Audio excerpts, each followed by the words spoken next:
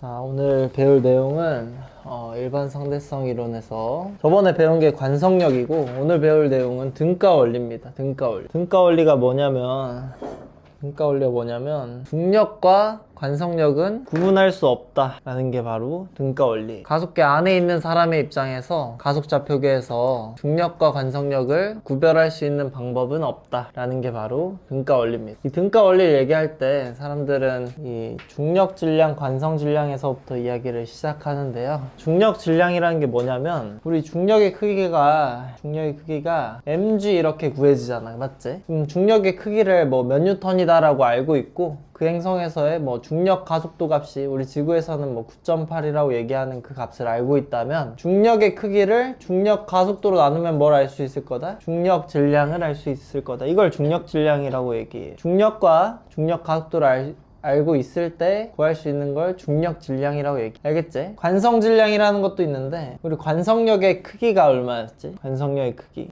가속 반대 방향으로 ma였습니다. 맞죠? 관성력의 크기는 ma야. ma r자임이랑 똑같 맞지?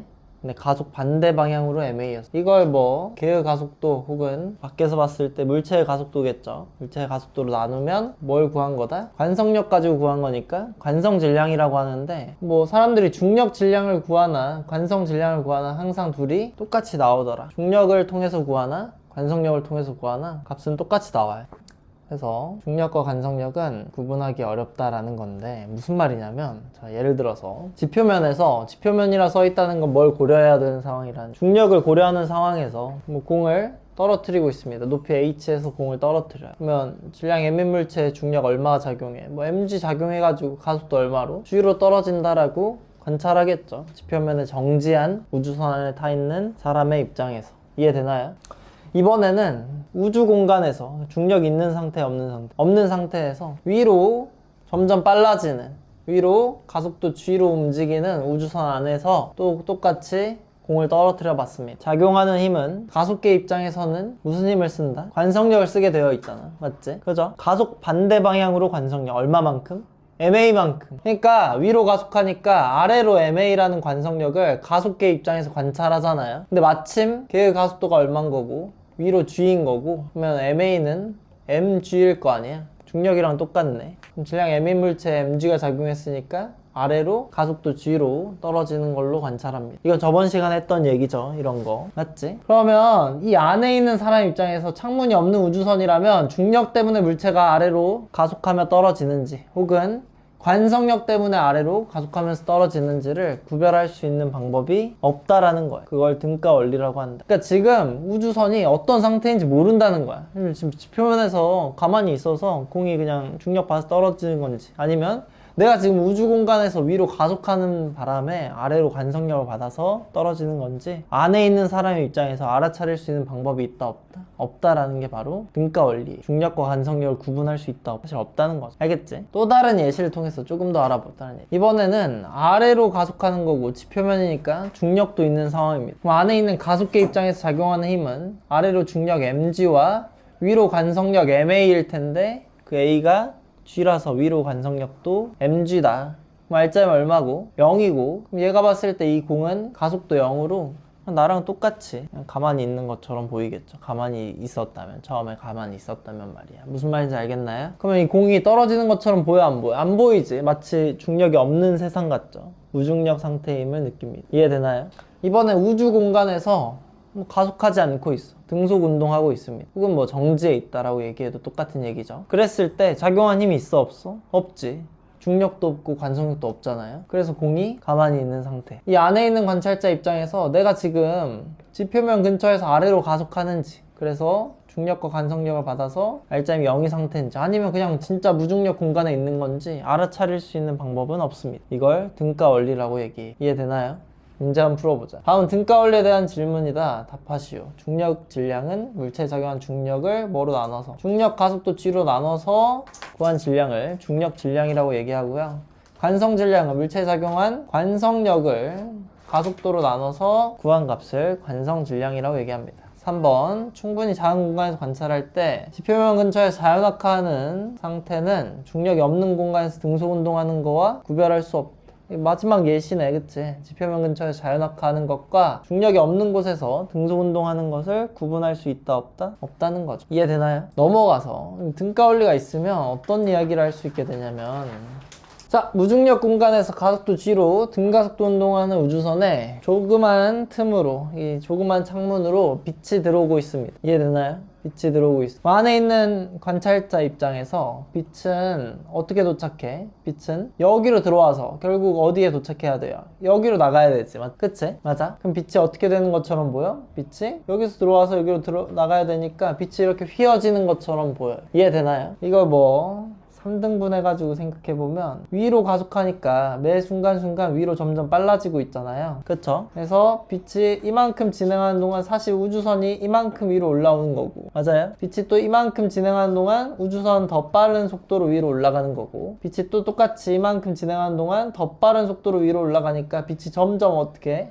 우주선이 점점 위로 더 많이 이동하잖아요. 같은 시간 동안 점점 빨라진다면. 이해돼요? 그럼 빛은 점점 아래쪽에 도착을 해줘야 되잖아. 그래서 이렇게 점점 가파르게 아래쪽으로 꺾이는 걸 관찰할 수 있을 것 같아. 사고 실험이에요. 사고 실험. 진짜 해본 게 아니고. 그럴 것 같지 않아요? 우주선이 점점 위로 올라간다면, 근데 점점 빨라진다면 빛은 점점 아래쪽에 도착하게 되어 있다, 이거. 이해돼? 뭐 때문에? 뭐 때문에? 위로 가속하는 상황 때문에. 뭐 때문에? 아래로 관성력이 작용하는 상황 때문에. 똑같은 말이죠. 아래로 관성력이 있는 상황에서 빛은 아래로 꺾이는 것 같습니다. 이해돼요? 뭐 말인지 알겠어? 야, 그러면 방금 등가 원리에서 뭐랑 뭘 구분할 수 없다 그랬어. 관성력과 중력은 구분할 수 없다 그랬지. 위로 가속도 g라면 아래로 관성력 mg라면 그냥 지표면에서 가만히 있을 때도 아래로 중력 mg인 거잖아. 그러니까 이 상황과 이 상황은 사실 완벽히 똑같아야 되는 거잖아. 누구 입장에서? 내부에 있는 관찰자 입장에서. 맞아? 우주선 안에 타고 있는 사람 입장에서 구분할 수 없다며. 관성력 때문인지 중력 때문인지. 맞지? 그러면 관성력에 의해서 빛이 아래로 휘어지는 것처럼 관찰된다면 중력을 받았을 때도 똑같이 빛은 아래로 떨어지는 것처럼 관찰돼야 돼. 그래야 중력과 관성력을 구분할 수 없잖아. 이해되나요? 근데 좀 이상하지 않아? 지금까지 우리가 배웠던 뉴턴 역학으로 설명하기엔 좀 모자람이 있어. 빛은 질량을 가지고 있습니까? 빛은 질량을 가지고 있지 않아요. 빛은 입자가 아니거든. 제 입자성은 있지만 빛을 입자로 보진 않습니다, 보통. 맞죠? 그럼 빛은 중력을 받아, 안 받아? 빛은 중력을 안 받아. 그치? 근데 왜 이렇게 중력을 받는 것처럼, 막 공이 수평 방향을 쐈을 때 포물선 운동을 이렇게 하잖아요? 그런 것처럼 왜 이렇게 밑으로 떨어지는 거예요? 중력도 안 받는 빛이 왜 휘어지는 겁니까? 여기까지 이해됐어? 관성력을 받는 상황과 중력을 받는 상황은 똑같아야 된다. 등가 원리에 의해서. 관성력을 받아서 빛이 아래로 휘어지는 것처럼 관찰한다면 중력을 받을 때도 똑같이 빛은 아래로 휘어지는 것처럼 관찰해야 된다. 여기까지는 이해돼요? 돼? 납득돼? 그럼 빛은 중력을 안 받는다도 납득되지? 근데 왜 빛은 휘어지냐? 라고 했을 때 어떻게 설명할지 잘 모르겠죠. 맞아요. 아인슈타인은 이렇게 설명합니다. 중력은 빛을 휘어지게 하지 않는다. 중력은 지구가 이렇게 커다랗게 밑에 있으니까 지구가 끌어당기는 중력은 빛을 휘게 하지 않는다. 중력은 공간을 휘게 한다. 중력이 뭘 휘게 한 게 아니고 빛을 휘게 한 게 아니고 사실 중력 때문에 뭐가 휜 거다? 공간이 휘어진 거다. 빛은 직진하고 있는 중이다 라고 얘기. 무슨 말인지 잘 모르겠죠? 매트리스 이론 가져오겠습니다. 매트리스 이론 들어본 적 있어요? 없지. 그런 이론 없거든. 뭐냐면 약간 GPT가 맨날 지어내잖아요. 짜증나게. 뭔지 알아? 매트리스 이론이라고 있어. 내가 지어낸 거야. 알겠죠? 매트리스 이론이 뭐냐면 매트리스에 무거운 볼링공을 하나 이렇게 올려놓겠습니다. 15파운드. 볼링공이 제일 무거운 게 15파운드거든요. 무거운 볼링공이고 매트리스 스프링이 좀 약한 매트리스예요. 되게 움푹움푹 팍팍 꺼지는 매트리스. 허리 다 나가는 매트리스입니다. 알겠죠? 볼링공 올려놓으면 어떻게 되겠어? 여기가 이렇게 움푹 파이겠지 뭐. 맞아. 여기서 내가 쇠구슬을, 작은 구슬 하나를 이렇게 굴려볼게. 어떻게 되겠어? 이렇게 가다가 이렇게 휘어지겠죠? 직진할 수 있어, 없어? 직진할 수 없어. 마찬가지다 이거야. 중력이 매우 큰, 밀도가 매우 큰 볼링공 같은 게 있으면 볼링공 주변에 매트리스 공간이 휘어지잖아요. 맞지? 그치? 지구처럼 혹은 뭐 태양처럼 혹은 더 무거운 천체일수록 밀도가 크면 클수록 공간을 더 많이 휘게 한다 이거죠. 중력을 가진 물체는 무거운 애들은 공간을 휘게 할 수 있다 이거. 공간이 휘어져 있고 그 공간에 따라서 쇠구슬이 진행한 것처럼 빛도 공간에 따라서 진행한 거다 이거. 이해되나요? 좀 어렵죠? 일반 상대성 이론에 공간에 휘어져 얼마나 휘어졌는지 이런 건 정확히 알 수는 없습니다. 우리가 그 방정식을 세우고 문제를 풀고 이럴 수는 없고 그냥 그런가 보다 하는 거. 중력을 가지면 무거운 애들은 매트리스를 휘게 하는구나. 공간을 휘게 할 수 있구나. 밀도가 크면 클수록 어떤 공간을 많이 휘게 해. 우리가 여기서 다루는 것 중에 밀도가 가장 큰 게 누굴까요? 일단 지구보다는 태양이 좀 크죠. 태양의 밀도가 좀 더 클 거고, 태양보다는 백색 외성이라는 게 좀 더 크죠. 백색 외성보다는 뭐 중성자별이 좀 더 밀도가 크고, 중성자별보다는 블랙홀이 밀도가 더 커요. 그러니까 블랙홀이 가장 밀도가 크다 이거야. 그럼 블랙홀이 매트리스를 가장 깊게 파고든다 이거지. 알겠지? 블랙홀이 가장 매트리스를 가장 심하게 누른다 이거죠. 마치 쇠파이프가 매트리스의 일부분을 꾹 누르고 있는 것과 같이 아주 깊게, 아주 좁게 파고들고 있습니다. 알겠죠? 이해되나요? 뭐가 클수록? 밀도가 클수록. 그럴수록 중력이 크니까. 밀도가 크다는 게 중력이 크다는 얘기잖아요. 반지름은 작으면 좋고 질량은 크면 좋습니다. 알겠죠? 그럼 블랙홀의 밀도는 어느 정도 될까요? 우리 지구 전체의 질량 있잖아. 지구 전체 질량. 우리 지구 전체 질량이라 하면 뭐 민정이 몸무게도 들어있을 거고, 그것만 해도 상당하죠? 장난이고, 우리 모두의 몸무게도 당연히 더 들어있고, 지구 전체 무게면은 어마어마할 거야. 그치? 그 무게가 아주 작은 곳에 모여있으면 블랙홀이 되는데 얼마나 작아야 될까요? 지구 반지름은 6,400km입니다. 맞죠? 이게 얼마나 작아져야 될까? 얼마나 작은 사이즈 안에 다 들어가면 돼? 대충 맞춰보세요. 대충 던져보세요. 축구공이면은 한 30cm 안 되잖아. 그치? 한 25cm 되려나? 이게 27cm 정도 되니까. 맞지? 이 정도 되는 것 같은데? 틀렸습니다. 밀도가, 그러니까 반지름이 크기가, 사이즈가 얼마나 되면 될까? 정현아 얼마일까? 이거보다 작아요. 27cm보다. 선생님 신발보다 좀 작습니다. 던져봐. 여러분이 아는 단위 안에서 얘기하니 1cm보다 조금 작습니다. 9mm래. 9mm. 그러니까 지구 전체의 질량이, 지구가 9mm가 되면 블랙홀만한 밀도를 가지게 되는 거야. 엄청난 거죠. 우리가 9mm에 다 구겨져 들어가야 되는 거야. 우리 모두, 지구 전체. 그러면 밀도가 아주 크고, 그러면 블랙홀 정도의 밀도를 가질 수 있다. 그러면 빛조차도 탈출하지 못하게 됩니다. 밀도가 아주 크면 뭐가 탈출 못한다고? 빛도 탈출 못하는 거야. 그런 걸 우리가 블랙홀이라 불러. 우리 이전 단원의 주제가 뭐였어? 탈출 속도 아니야. V는 루트 R분의 거의 다 했다. GM이잖아요. 맞죠? 이게 탈출 속도인데, 이게 행성의 탈출 속도였는데, 빛이 탈출을 했다 못했다? 빛이 탈출을 못했다는 거잖아. 블랙홀에서는 뭐 반지름 매우 작고 9mm 질량이 매우 크면 되니까. 맞지? 그러면 탈출 속도가 뭐보다 빨랐다는 거야? 빛의 속도 광속 c보다 빨랐다는 거 아니야? 그치? 이거 가지고 계산한 거야. 지구 질량 넣고 광속 넣어가지고 R 계산했더니 9mm 정도 됐다 이거. 이해돼요? 뭔 말인지 알겠어? 그런 게 블랙홀이다. 엄청나다. 근데 이 이론이 선생님 지금 소개해주고 있잖아요. 일반 상대성 이론. 맞죠? 별로 와닿진 않잖아. 맞지? 아인슈타인이 발표했는데 이걸 따르는 신봉자들이 있었어. 이거 진짜 굉장한 이론이다. 나였으면 잘 못 알아먹었을 것 같은데, 여러분도 마찬가지죠? 좀 알아먹고 이걸 좀 널리 퍼뜨린 사람들이 있어. 그 중에 한 명이 바로 에딩턴이라는 사람이에요. 에딩턴이 일반 상대성 이론 맞다. 내가 그 증거를 찾아오겠다. 맞다는 증거를 보여주겠다. 해가지고 1919년에 뭐 아프리카에 개기일식이 있어. 개기일식 뭔지 알아요? 뭔데? 개기일식이 뭐야? 일식이 뭐야? 일식. 달이 태양을 가리는 거죠? 초밥 뭐 이런 거 아니야. 알겠지? 일식은 달이 태양을 가려서 태양을 먹는다 해서 일식이잖아요. 그죠? 맞지? 개기일식. 완벽하게 다 가리면 개기일식이라고 하잖아요. 그쵸? 지금 순서가 어떻게 되면 돼? 지구, 달, 태양 순으로 서가지고 달이, 쬐깐한 달이 태양을 가리는 걸 개기일식이라고 얘기해요. 개기일식 때 태양의 대기를 관찰할 수 있죠. 그것보다는 뭘 관찰했냐면 태양 너머에 있는 별을 관찰할 수 있어. 평소에 태양 너머에 있는 별을 관찰할 수 있을까요? 이 순이라면? 지구, 태양, 뭐 별 순이라면 태양이랑 이 일직선상에 있는 별을 관찰할 수 있을까? 관찰할 수 없어. 왜? 태양이 너무 밝거든. 너무 가깝고 우리 입장에서.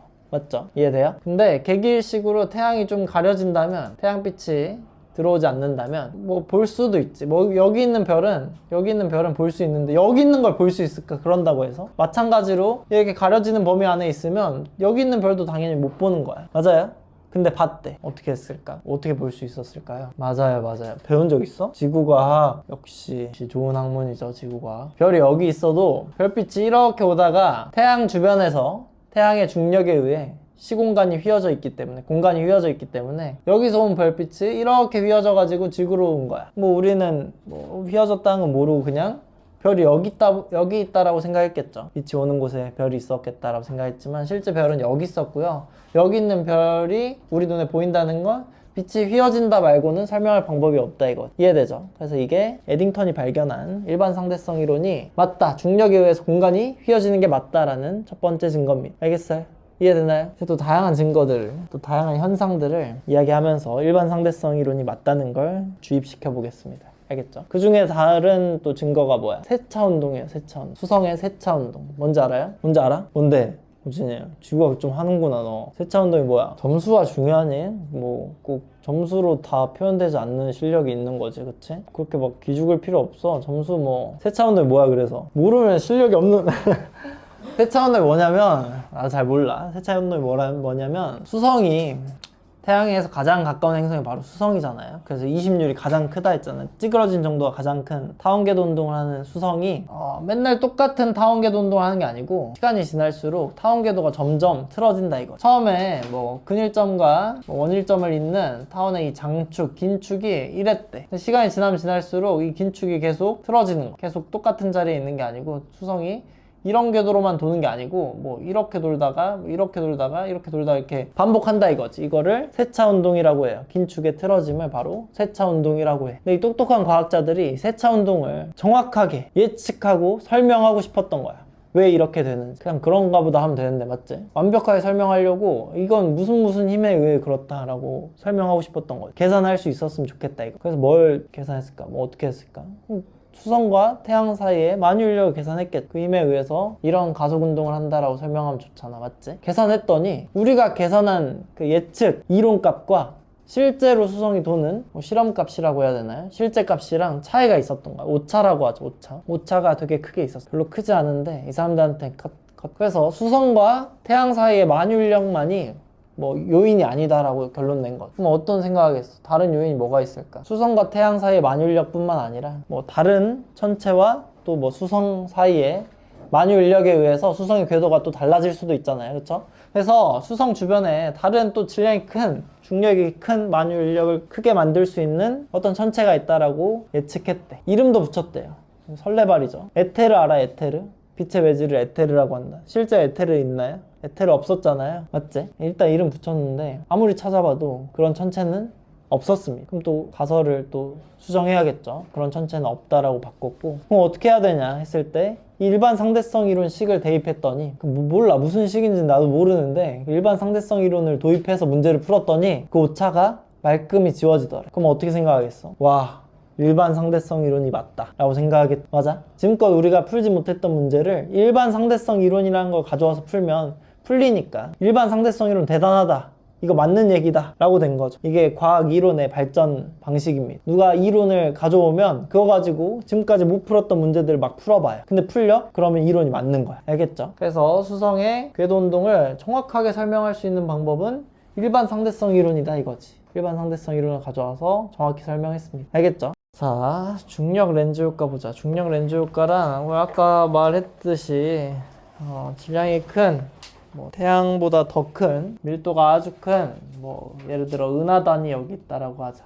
은하가 모이면 은하단이죠. 질량이 매우 클 거고 밀도가 매우 클 텐데 그 뒤에 넘어 있는 별에서 광원에서 빛이 올 때 이 천체에 의해서 밀도가 큰 천체에 의해서 여기 공간에 휘어짐이 있을 거라는 거지. 그치? 그러면 여기서 온 빛이 지구로 도착하는 게 있고 도착하지 않을 수도 있잖아요. 그쵸? 도착하는 것 중에 마침 이렇게 사방으로 위아래 좌우로 사방으로 빛이 다 휘어져서 지구로 다 도착했다면 그냥 여길 뚫고 오는 거랑 해가지고 이런 십자가 모양의, 그러니까 이렇게 생각했겠죠. 처음에는 이렇게 비슷하게 생긴 별이 한 5개 있나 보다 생각했을 텐데 스펙트럼을 조사해 보니까 이게 다 똑같은 별빛 하나의 천체에서 온 거야. 그러면 하나에서 온 빛이 이렇게 나눠져서 다양한 경로로 올 수 있구나 라고 생각하겠죠. 빛의 휘어짐이 있었겠다라고 예측하는 겁니다. 이해되나요? 그럼 그 중에 모든 면으로 다 균일하게 이렇게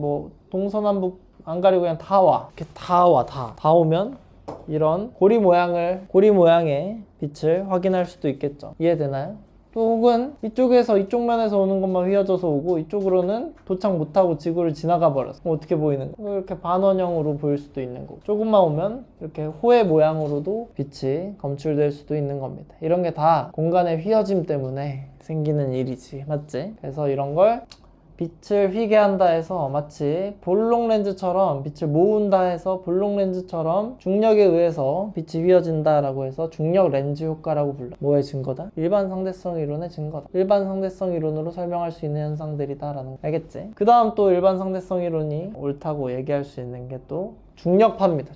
중력파라는 게 뭐야? 중력파라는 게 개념이 좀 어려워요. 중력파가 뭐예요? 중력에 의해 만들어지는 공간의 휘어짐, 공간의 왜곡이 있잖아요. 공간의 왜곡이 자꾸 왔다 갔다 하는 걸 중력파라 그래. 늘 있는 일은 아니고, 중력파를 늘 볼 수 있는 건 아니고, 특별한 사건이 있어야만 중력파를 검출할 수 있습니다. 어떤 사건이 있어야 되냐면 질량의 변화 혹은 질량의 운동이 있어야 된대. 무슨 말이냐면 아까 그 매트리스 이론 기억나? 볼링공을 두면 볼링공 주변에 매트리스의 꺼짐, 그러니까 공간에 휘어짐이 생겼잖아요. 근데 이 볼링공을 갑자기 내가 옆으로 치워버렸어. 그럼 어떻게 될까? 매트리스가 위아래로 출렁거리겠죠. 이 출렁거림이 주변으로 퍼져나가는 겁니다. 맞지? 매트리스에 이렇게 핀을 꽂아놨어. 볼링공 여기 있었고 핀을 여기도 꽂고 여기도 꽂고 여기도 꽂고 꽂아놨는데 핀과 핀 사이 거리를 쟀는데 이 출렁거림 때문에 이 핀과 핀 사이 거리가 자꾸 흔들리는 걸 말해. 이걸 중력파를 검출했다라고 얘기해. 뭐 어떤 일이 있으면 된다고? 볼링공을 확 치워버리면 중력파를 검출할 수 있는 거였잖아요. 그쵸? 맞아? 그런 일이 언제 일어나? 우주에서는 뭐 초신성 폭발이라든지 그런 특별한 사건으로 인해서 질량이 있었는데 질량이 곳곳으로 퍼져나가면 질량이 없는 게 되잖아요. 뭐 질량의 밀도가 매우 낮아진 게 되잖아. 맞지? 그럼 공간의 휘어짐이 심했는데 이렇게 펴지는 과정에서 되게 출렁이겠죠. 중력파를 사방으로 퍼뜨리는 겁니다. 공간 왜곡이 사방으로 퍼져나가는 걸 말해. 이해되나요? 그럼 그거 어떻게 볼 수 있을까? 이런 실험 장치를 통해서 검출할 수 있었어. 우리 이거 특수 상대성 이론 할 때도 한번 봤던 실험장 본 적 있는 것 같아요. 빛을 레이저 발생기에서 빛을 쏘면 분배기에서 그냥 통과하는 빛이 있을 거고 여기서 위로 반사하는 빛이 있을 것 같아요. 이렇게 돌아오고 여기 통과해서 레이저 관측기로 오고 돌아오고 반사해서 여기 레이저 관측기로 오는데 그럼 두 경로가 있잖아. 두 경로에 따라서 온 빛의 간섭을 관찰하는 건데요. 만약 뭐 초신성 폭발 같은 질량이 밀도가 매우 낮아지는 일이 있거나 혹은 블랙홀 융합, 뭐 쌍성계가 뭐냐면 쌍을 이루는 별이잖아요. 태양계는 항성 하나로만 되어 있지만 그 중에 항성 두 개가 요렇게 빛을 내는 천체 두 개가 요렇게 있는 게 바로 쌍성계입니다. 질량이 큰 두 천체가 이렇게 같이 있고 둘이 뭐 회전하고 있어요. 그럼 가까워지면 밀도가 커지는 거죠. 그러면 공간 왜곡이 심해지는 거고, 맞지? 가까워지다가 블랙홀도 그렇고 쌍성계도 그렇고 하나로 합쳐질 수도 있잖아. 하나로 합쳐지면 뭐 그때부터는 공간 왜곡이 더 이상 퍼져나가지 않는 거죠. 공간 왜곡이 달라지지 않는 거지. 맞지? 이게 돌면 돌수록 가까워지면 가까워질수록 점점 더 빠르게 돌아요. 그러면 빠르게 돈다는 건 여기에 밀도 변화가 되게 심해진다는 거고, 그러면 중력파가 되게 심해진다는 얘기지. 공간 왜곡이 더 짧은 시간에 많이 일어난다는 얘기예요. 빠르게 돌면 빠르게 돌수록. 그래서 이런 중력파를 검출할 수 있고요. 아무튼 여기서 온 빛과 여기서 온 빛에 간섭을 일으키는데, 예를 들어서 이쪽에서 이런 중력파가 와. 여기는 거즘 영향을 안 받고 이 빛만 공간 왜곡을 심하게 받는 거야. 그러면 여기서 온 빛과 여기서 온 빛에 뭐 시간차가 또는 위상차가 생기겠죠. 그럼 이런 출렁거림을 관찰할 수 있는 거고, 이 출렁거림을 관찰했다면 굉장히 큰 공간 왜곡이 있었다, 중력파가 있었다라는 일반 상대성 이론의 증거가 되는 거고요. 이걸 최근에서야 우리가 관찰할 수 있었습니다. 관찰한 사람은 노벨 물리학상을 받았다. 지구에서 하면 실험에 오차가 있을 수 있잖아요. 지구가 흔들리는 걸 수도 있잖아, 그치? 뭐 그래가지고 인공위성에서 실험을, 그래서 중력파를 관찰해냈고 이거 가지고 노벨상을 받았다라는 거. 언제 중력파가 퍼져나간다고? 질량이 변하거나 초신성이 폭발해서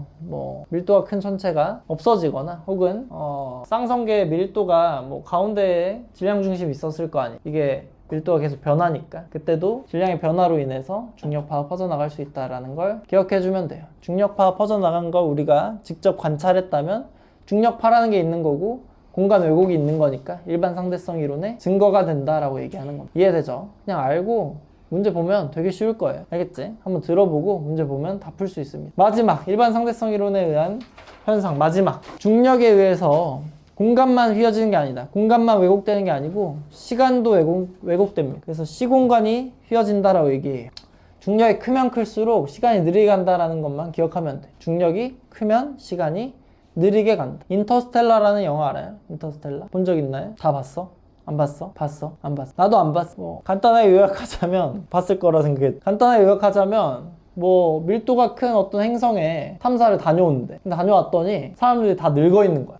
밀도가 큰 행성에 탐사를 다녀왔는데 사람들이 다 늙어 있습니다. 나는 잠깐 다녀온 건데 가서 그냥 뭐 몇 시간 보고 다시 왔는데 여기선 몇 년이 지나 있다 이거. 사람들이 다 늙어 있다 이거. 밀도가 큰 데에 가면 시간이 어떻게 가니까? 느리게 흘러가니까.